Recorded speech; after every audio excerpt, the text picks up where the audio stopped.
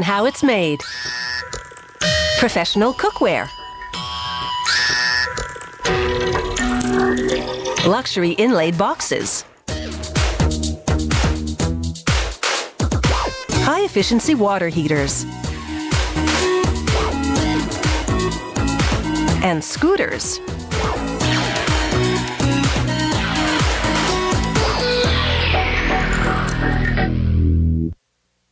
A quality pot or pan has the ability to heat uniformly throughout so that food cooks evenly. Copper is by far the best heat conductor, but copper cookware is very expensive. Aluminum conducts heat well but isn't durable, so many cooks use stainless steel cookware that contains aluminum.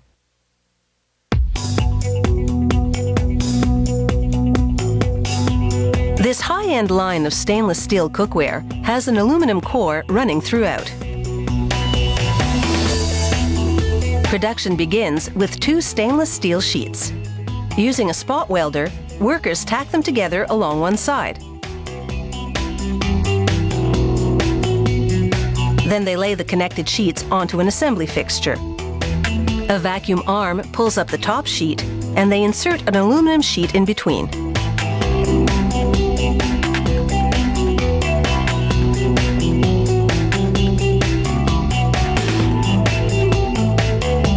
This metal sandwich goes onto a conveyor that takes it on a 10-minute ride through an oven. The heat, 370 degrees Celsius, softens the metals. This preps them for the bonding and shaping operations to come. From the oven, the metals enter the first mill, which uses electric current to heat and bond the 3 layers into one.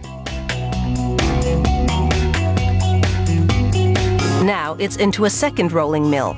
This one strengthens the bond. That steam you see is the water-soluble lubricant evaporating against the hot metal. Now the bonded metal travels to a second oven for reheating. This further strengthens the bond. From there, it's into a 100-ton press. It forces down a die to cut out the starting shape of the piece of cookware they're making.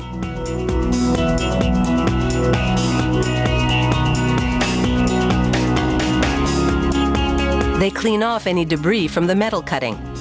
Even a minute shard getting under the press would damage the metal.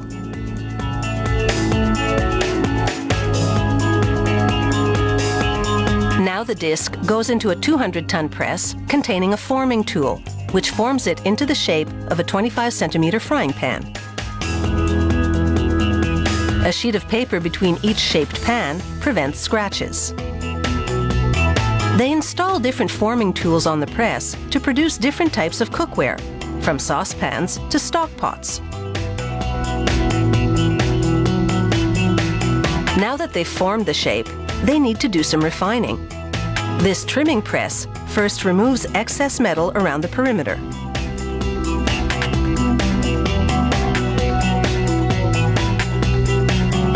Next comes what they call edge conditioning. The perimeter trimming left the rim rough, so they now smooth it by running it against a cutter at high speed.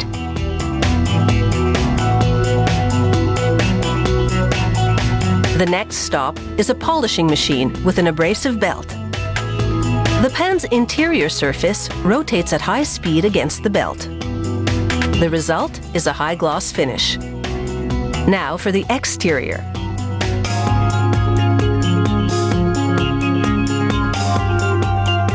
The pans go onto a rotary buffer.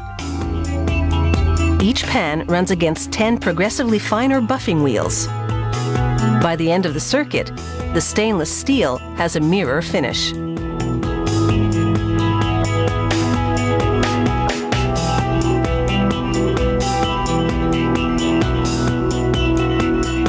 It's time to get a handle on this cookware.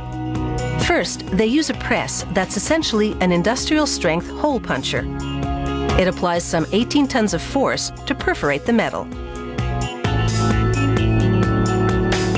Workers position rivets in the holes, then use another press to squeeze them flat.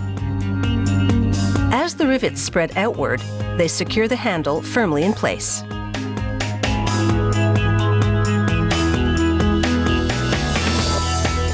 This company's top-of-the-line stainless steel cookware contains a copper core within the aluminum core, a structure designed specifically for induction cooking, the latest culinary technology.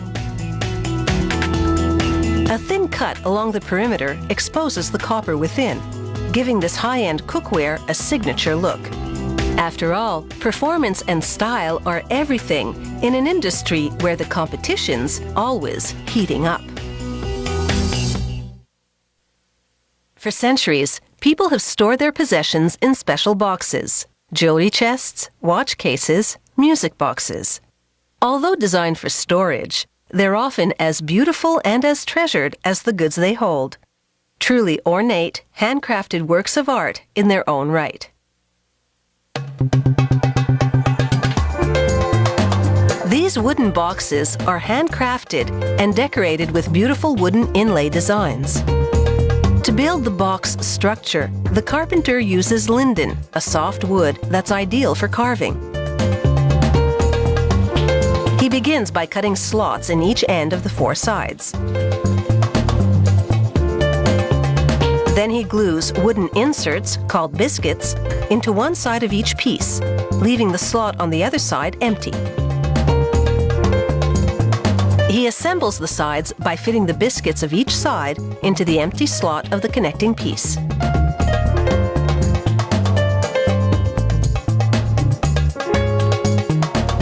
After clamping everything firmly together, he checks the size by tracing a template of the final shape.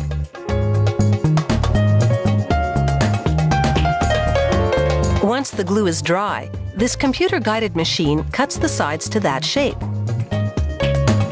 The next step will be to veneer the sides with a decorative wood, such as olive, rosewood, redwood, or California burr walnut. For aesthetics, workers tape 4 identical sheets together so that the grain of the wood appears in mirror image.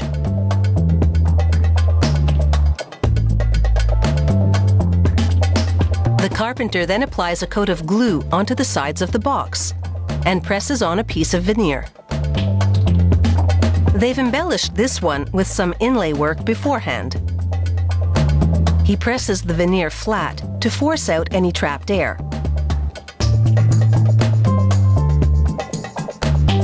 This design calls for a black strip of bolivar wood to ornament each corner.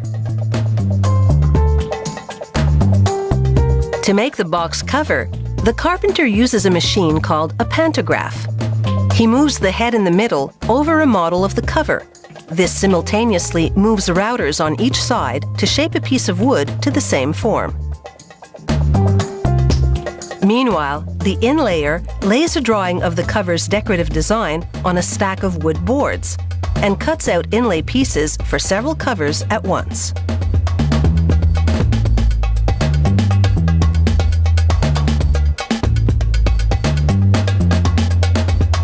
To color the edges of select pieces, the inlayer burns them in hot sand. Some types of wood turn brown, others green. After hand-cutting the design outline in a veneer sheet, the inlayer uses tweezers to position the pieces of inlay one by one. A sheet of adhesive paper underneath holds the pieces in place for now.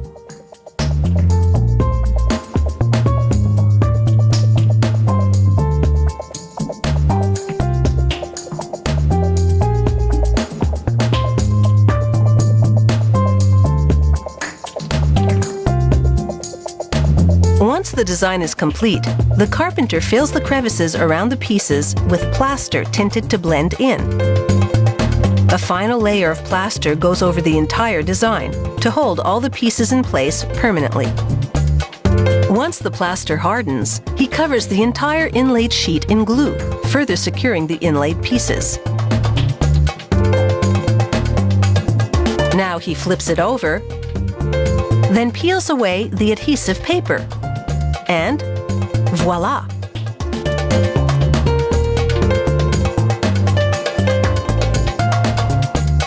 He glues the inlaid sheet to the box cover. Pressing it down firmly is a delicate process when the cover's curved like this one. One wrong move and crack. After lacquering the edge of the cover, workers apply 4 coats of high-gloss varnish to protect the wood. Finally, they screw on the box bottom, mount the cover to the box with hinges, install any other hardware, such as keyholes, and, if it's a music box, install the musical movement.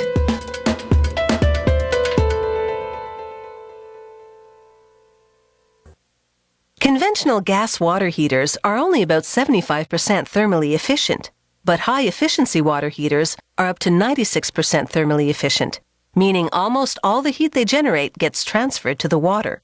It's the unique heat exchanger that makes these water heaters so energy efficient.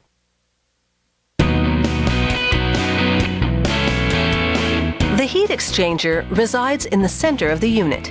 It's made of steel pipe that goes through a process called mandrel bending.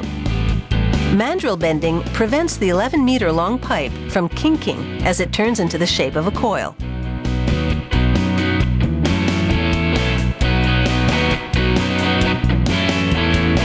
A welder fuses steel rods to the side of the coil, making the flexible heat exchanger suitably rigid.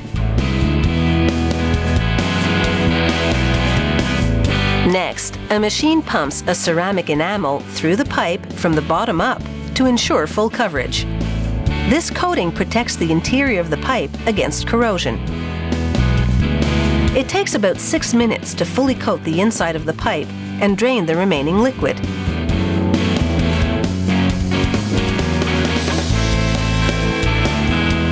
It takes about 15 minutes inside a furnace for the coating to cure and become rock hard. Now it's time to seal the heat exchanger inside an inner tank. They first set it down on a base, then cover it with a steel enclosure. It's this inner tank that holds the hot water.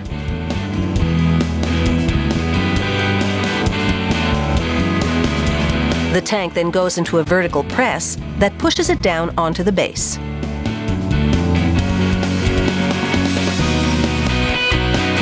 A computerized arc welding machine welds the tank together. A technician then pressurizes the tank with air, and, using water, he checks for leaks until he's satisfied there are none.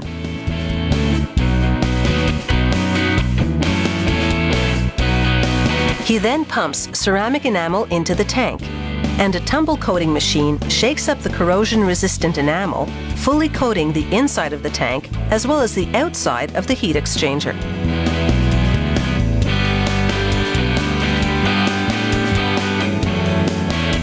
A technician then inserts cold water inlet tubes into each tank. He also inserts aluminum anode rods to help protect the inside of the unit by absorbing corrosive elements in the water before they can attack the steel tank. After attaching all the plumber's fittings, he installs a second anode rod that gives the tanks double corrosion protection.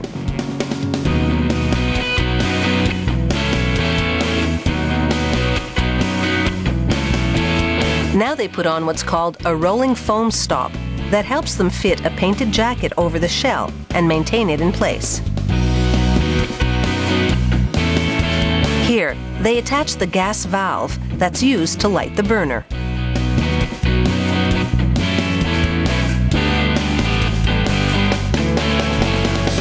A painted cover then goes on the top of the jacket.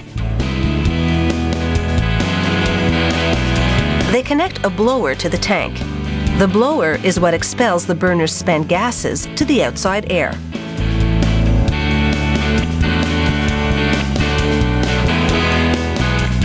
The next step is to hook up a burner to the gas valve. This burner is what heats the air that goes through the heat exchanger, which in turn transfers its heat to the water. A technician now fills the cavity between the inner shell and outer jacket with high-density expanding foam. This foam insulation is about 5 centimeters thick and goes all around the circumference of the tank to prevent heat loss. The unit then gets a cosmetic cover that conceals the blower. Finally, a technician hooks up and tests each unit. He follows strict quality control standards which guarantee that the burner and all the fittings and connections are working properly. Only then is the unit ready for shipping. High-efficiency water heaters can deliver all the hot water you need and save you money while they're at it.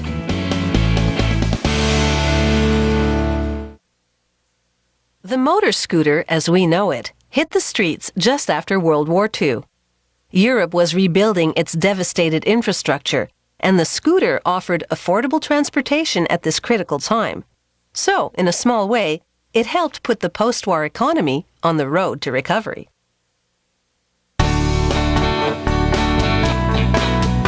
Many decades after it was first introduced, the scooter is still big on the streets, and the uncertain cost of fuel is one reason why.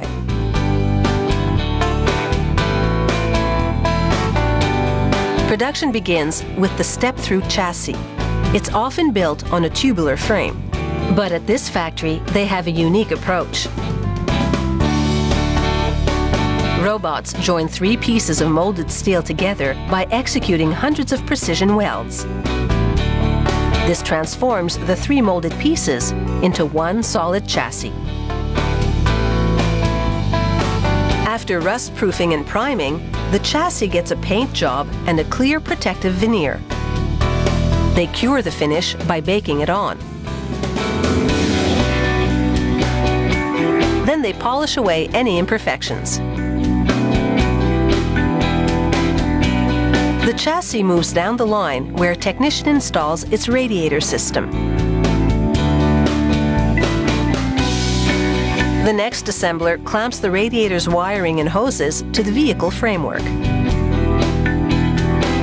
Some plastic edging helps define the lines of the scooter. This model receives a 4-stroke 150cc engine, which will make this scooter a bit more peppy than some. It also has an automatic transmission.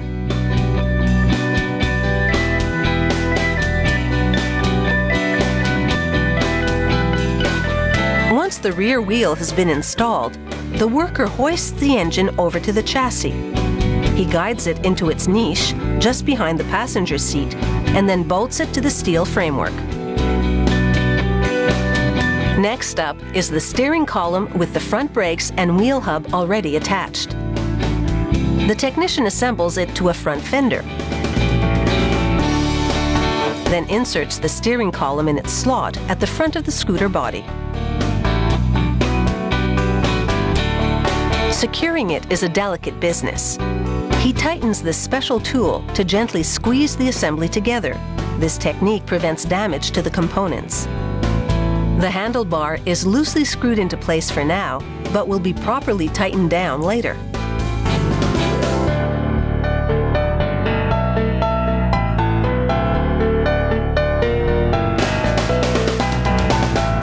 This scooter's front wheel has a 30-centimeter rim. That's quite a bit bigger than those on early scooters. The bigger wheels add stability and allow this scooter to reach a higher speed than its forerunners. To illuminate the road ahead, this two-wheeler will need a headlight, of course. It mounts onto the handlebar. A technician then puts the scooter to the test. She checks the headlight and all the signal lights.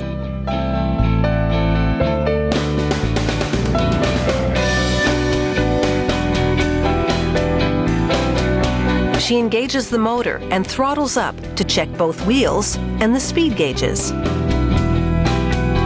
Once it gets the okay, a worker installs the cover on the horn and then accessorizes the scooter with pieces of trim. And now they install the scooter's saddle on a hinge over a storage compartment. Another buff and polish makes this machine gleam. The worker then installs pop-out footrests for the passenger. After one last shine, it's over to the quality inspector. That's the lady in yellow. She scrutinizes the vehicle from all angles. And when she gives it the green light, this scooter is ready to merge with traffic. Life on the street can be tough, but this design has had a lot of road testing over the years, and that's what makes the motor scooter a classic.